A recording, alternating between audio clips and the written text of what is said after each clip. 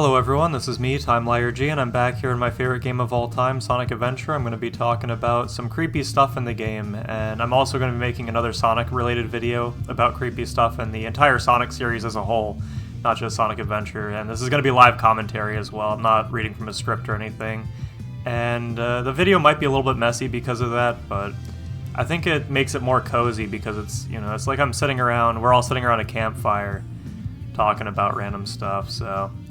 First off, I'm going to be talking about the statue that always creeped me out when I was a kid.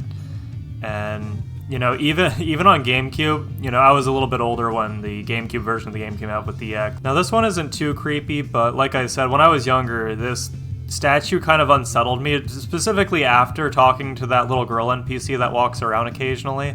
She says that she saw the statue move or something along those lines. Let me talk to her real fast here. It sure fooled me. It's just the statue in front of the burger shop. I hear it goes on trips sometimes, though. Yeah, that's kind of eerie. It's actually kind of eerie. And, I understand the reference to it. It's a Colonel Sanders, statue reference because of a sports team over in Japan. I'm not going to get into the full story here, but they tossed it into an ocean, or I don't think it was a lake, I think it was an ocean, and they pulled it back out eventually, and there was a curse involved with it. Like I said, I'm not going to go into specifics or anything. Just the fact that that little girl says that it goes on trips sometimes, I don't know. Even though it's a reference, it's it is kind of unsettling. Look at that. And plus, it's even stranger that there's two other NPCs that look exactly like him. So, again, that's just for memory's sake and, just to save on resources and whatnot. I would say the next creepy thing, but this one isn't really too creepy. Also, here's the Halloween party for the Halloween DLC. You would never see something like this after Sonic Adventure 1 and 2. I know that they had the costumes in Sonic Adventure 2 that you can download on the VMU and whatnot, but among a whole lot of other things. I'm specifically just talking about the Halloween stuff. It's a shame that, I meant to keep this a creepy video and whatnot, but I do like talking about this sort of stuff. Like I said, it's a shame that, you don't really see this stuff too much. Not even in just the Sonic series, but just video games as a whole. Just neat little things like this, free downloadable DLC for holiday events and whatnot. But anyway, this is the thing I wanted to talk about, these group of pumpkin witches here that just carry these lanterns. They're like the ones from Sonic Heroes, so if you try to interact with them, the only thing that happens is they'll just say trick or treat and keep spinning around in circles, as you can see. That is the only thing that they do, and I'm assuming they didn't make them into an enemy of some sort because of, memory constraints and, maybe time constraints as well, but it would take a whole lot more time to just make an entirely unique enemy, so they just program them to fly around in circles. So this is something else that you can actually do with them. You can go inside their cloaks, and there's some strange collision. I think just their head has the collision on it, so you can hide inside their cloak. It's pretty funny. And aside from that, I think that's everything that there is to know about them. And in Sonic Heroes, they're called pumpkin ghosts, if I remember correctly. And also, I'm gonna get a close-up. Of these guys as well. These guys or gals. Look at that. I remember one being right at the end of the track as well. I'm gonna see if my memory is correct here. Just head over there. And by the way, if you're actually curious, I didn't have any of the downloadable... Yeah, there's two of them here. I didn't have any of the downloadable VMU DLCs when I was a kid because I had no idea how to do any of that stuff. So they just say the same stuff. They just say trick or treat. And it's a shame I did miss out on this as a kid, and obviously it's not in DX. I'm just using the better Sonic Adventure DX mod with the Dreamcast conversion as well. That's how I'm seeing this right now on PC on this Steam release. So, just, it is a shame. I saw videos of it on YouTube though. When I was younger, I saw videos of all the DLC and whatnot. And I think there was some person on Sonic Cult that was showing it off as well back in the day. Look at that, they added some extra challenge here. They added another pumpkin ghost right in front of the bowling pins. And by the way, I didn't show this off before, but you can also stand on their hats a little bit. It's kind of hard to stay up there. But, oh look, Tails is doing it as well. As you can see, there's also one right here underneath the reward crown. I'm going to be showing these ones off too. And it's a shame that they only show one line of dialogue. You'd think that, you know, they would have at least some unique lines on some of them. But yeah, it does add a lot more atmosphere to the area, though. So there's two of them right here in this bowling alley, as you can see. There's two more here. It's kind of funny that I'm assuming they added this just for the extra challenge of it, but, you know, you don't even have to use that. You can just go over here and touch the bowling pins and, you know, they'll fall over and everything, or just, you know, spin dash into them if you want the rings. And yeah, there's another one right there. There's two of them right here outside the checkpoint. Something that's funny about this area is that there's this decal underneath the water right here, as you can see, and it's actually floating above the water, so you can actually see it's going up to your ankles and whatnot. It's pretty funny. It's just really interesting oddities about the Halloween DLC. And here's another one right up here, so you can see. Just jump back up here real fast. So, you get my camera steady. You can see there's some in these buildings as well, these castles. There's one floating above the ring box. Like I said, I actually really love these placements and everything. Very cool placements. That one can be tricky. You know, I mean, you could just jump over them, but you know, this one is kind of inside the platform. There's another one. You can see they're up here on the rooftop as well. There's a whole bunch up on the roof. It would be funny if a single one of these actually had unique dialogue, but you know, that everybody would already know about it at that point. It would be all over some old trivia pages, some old, you know, even newer trivia videos and whatnot. But yeah, there's some more down there, as you can see. And there is 5 more up here. That 5 more all the way up here.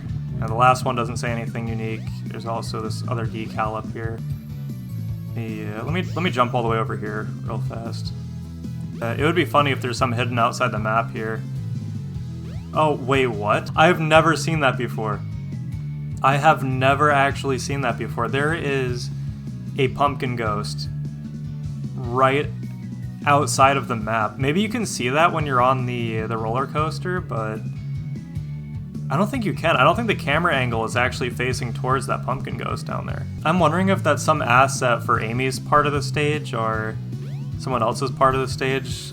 Oh, I actually managed to touch it. I apologize for using DX Amy instead of Dreamcast Amy here, but gonna be showing off Twinkle Park with her version of the stage. And you can see there's 2 pumpkin ghosts right here right away. And I'm gonna go pick up those speed shoes really fast, actually. And yeah, I'm gonna go outside the map and see if that pumpkin ghost is in the same area as well, because I'm kind of curious about that. Kind of curious. Something else I wanted to mention as well is Fakery Way, which I don't know, you know, that's not really like an official. Okay, it's an official name because it's what the soundtrack is called for this area. It's what the music piece is called, but you know, I get it's because of, you know, the reflections and everything. That's why it's called Fakery Way. It's just something about it's just kind of strange and off-putting. It's just this creepy. I get it. It's part of an amusement park, right? It's Twinkle Park and everything, but it's still pretty odd. It's still a pretty odd place. Still a pretty creepy place. This place didn't creep me out too much as a kid, but I was always scared of something else aside from Zero chasing you. Like, what if there was something else that could actually happen in this area? It's, you know, something I thought a lot as a kid in certain, you know, video game locations and everything. But yeah, pretty strange stuff. You can see there's a pumpkin ghost flying over the trapdoor and everything. Whoops, my bad. Look at that. So it's pretty funny. And you know, they do that sometimes with other objects as well, like rings, and that's a Sonic Adventure 2 thing as well. Everybody already knows about that stuff though, but it's strange seeing it with a pumpkin ghost instead here. And as you can see, there's still pumpkin ghosts up here, and I'm assuming it's the same layout. I figured I'd show off all the Halloween signs that are around Station Square, so we just go ahead and do that. These signs all say the same stuff, which is fine. You know, it's just telling you where to go to see the pumpkin ghosts and everything. They should have had pumpkin ghosts just around here in Station Square. There's probably a reason why they're not here. It's either because they wanted to save the surprise for Twinkle Park, or they just, you know, for some reason just couldn't add more NPCs in this area. Maybe that would have caused some lag or something. Not really too sure, but you can see there's signs all the way up there as well. Just head up there. You can see there's Halloween signs plastered all the way up there as well. This is one I mentioned a few times in my other videos, but this is about the Cryptid that's in Mystic Ruins. I think I talked about it in my Sonic Adventure Iceberg video that I uploaded 4 years ago or 5 years ago, and I also mentioned it in my Sonic Adventure Urban Legends, Secrets, Rumors, and Oddities video. So I'm going to be talking about this supposed Cryptid that's in Mystic Ruins, and I have something new to say about it. That's why I'm talking about it again. Now, obviously, you know, there's no Cryptid in Mystic Ruins in any version of the game, and I don't really know what would qualify as a Cryptid in the Sonic universe, so there's quite a few things. I guess you can consider Tails Doll, you know, a Cryptid, as he's depicted in the comics. So on old Sonic forums, there's been discussions about the supposed Cryptid that's in Mystic Ruins that just wanders around the pathways and whatnot, and I recently got a comment on one of my videos saying that the Cryptid isn't in Mystic Ruins itself, but in a cutscene of Mystic Ruins. The person that left that comment didn't actually specify what cutscene it was a part of, so I'm going to have to go and examine a whole lot of those cutscenes. Not a whole lot of them, but quite a few of them. And by the way, there's something more eerie about it, where I feel like it's more creepy that the Cryptid supposedly appears in a cutscene rather than the playable area itself. Because with a cutscene, there's more context behind it. There's more, you know, story significance with it. If it is intentional, which it's probably not. It's probably just some oversight. But there's something else I want to mention too, because if it's in the Tails flashback cutscene, that's actually going to be really creepy. Just imagine, you know, the Tails cutscene where he's just walking through the forest sad before he sees Sonic. What if there's something before Sonic just walking back there or something that I just never noticed before? You know, this kind of looks like a Cryptid as well, these vines hanging down here. It kind of looks like some kind of stick figure. If you head over here, looks like, oh yeah, look at that. See, that looks very creepy. Look at that. No, that might actually be what some people were referring to. They just saw a stick figure and they wanted to troll, so they go and write on some old 90s internet forums that there's some kind of Cryptid out there. Yeah, I'm gonna go watch those cutscenes now. So I decided to watch a few cutscenes, and I personally couldn't see anything, but I would definitely recommend other people to go look at the cutscenes again. Oh, that was strange. Just lagging when I'm trying to climb the ladder here. Anyway, if any of you know what the supposed Cryptid is in the cutscenes, let me know, because I am more than curious to try to figure this mystery out. I feel like if that was someone trying to troll, it's way too oddly specific, saying that there's a Cryptid in a certain cutscene, because that has me really curious now. And again, it could just be someone trolling, but I don't know. I think that there's something I missed in a cutscene, and there's more to discuss here, because there's just, I don't know, it's just like leaving a comment saying that there's actually a Cryptid in a cutscene somewhere in a Mystic Ruins. I'm assuming a Mystic Ruins cutscene, because we were talking about Mystic Ruins in the video, so I just thought of something really fun to do for my blog. I might actually make an entire post dedicated to the textures in Mystic Ruins and showing off all these figures and everything. Because, you know, my blog it's based on 2000s internet, 90s internet, so I think I might actually include some of these on there. This kind of looks like it kind of looks like Mewtwo mixed with a Bellsprout. Moving on to Red Mountain here, there's quite a few things to talk about, mostly in Act 2, obviously. I don't really have anything to say about Act 1. Although there is something I can't actually show off. I mean, I can show a picture of it, but it's something that's not actually in the game. It's this unused ghost that was supposed to be, I'd assume, in Act 2. It's really funny looking. It kind of looks like the bed sheets you get in the Ghost Ahoy quest in RuneScape. It's just these green bed sheets, this green bed sheet ghost. And I don't know what it would have done. Apparently there's animations for it. I've just seen someone talking about this on V. I think it was in the middle of last year, or it might have actually been sooner than that. Anyway, yeah, there's just this silly ghost that was supposed to be in Red Mountain, apparently. And I don't know what prototype of the game this was found in, if this was found recently, because I would have probably heard about this by now. And I've only found out about it recently. Like I said, it was on V. Someone was posting it on 4chan, and I saw the texture that he posted, and I'm going to have a screenshot of it up on the screen. if I can actually find that again. I have it somewhere on my PC. But, yeah, it's... Whoop, my bad. That was my bad. Oh no. We're going down into New Londo. Yeah, it's... There's nothing really I can say about it. Like I said, it has animations, it has the textures for it. Have not seen it in action. I don't even know if it was supposed to be an enemy. I know I said in one of my earlier videos that I uploaded that it was it the Urban Legends video that I made on Sonic Adventure?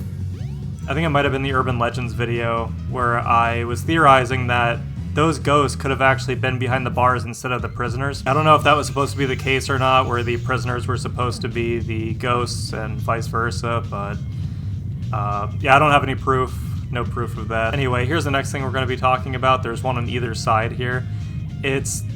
Now, how do you even describe this? It's a jail cell with an electric chair inside of it, and a light that's that's flickering really fast. These people must have done something unspeakable in order to be put inside one of these. That is absolutely horrific. I'm trying to get a better look at the textures inside there. It's so far out here. This is why I love older games. It feels like modern video games, they're just trying to make a game. They're not trying to make an experience, like an actual lived-in world with mysteries and intrigue and just really far-out designs. It's everything that... It's the bare bones. Modern games, I feel, are very bare bones.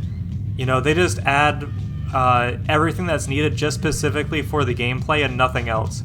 So as long as the game plays, they find that good. You know, there's no intrigue in most modern games, newer games.